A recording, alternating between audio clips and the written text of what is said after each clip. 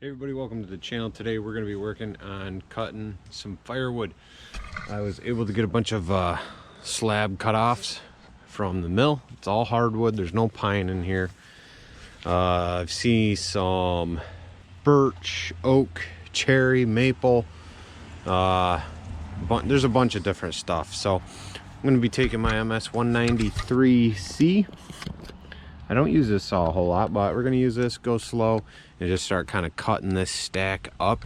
Now, it is banded, so I'm kind of going to work my way to the band on both ends, and then we'll cut that last, because everything's just going to fall apart if I cut it now, and I don't feel like doing that. So that's what I'm going to be working on today. Hopefully you guys will join me. Give me a thumbs up, hit subscribe, and let's start making some sawdust. So I know there's faster processes of doing this. You know, I could just get out the big saw and start cutting the ends all at once and be done with it. But to be honest, I'm gonna go through this pile. There's some wood with some figure in there, some ambrosia maple. I'm seeing some curl and some of the oak and some other pieces. And I want to be able to pull those out and set them aside. I'd like to make some small boxes and different things like that out of this hardwood and sell them through the Etsy store. So yes, it could be done much faster, but you know, I want to utilize as much of this as I can, not just for firewood, because there's a little more than what I need for firewood, but to be able to create things that I can then resell, which in return will pay for this stack and then some, if things go well.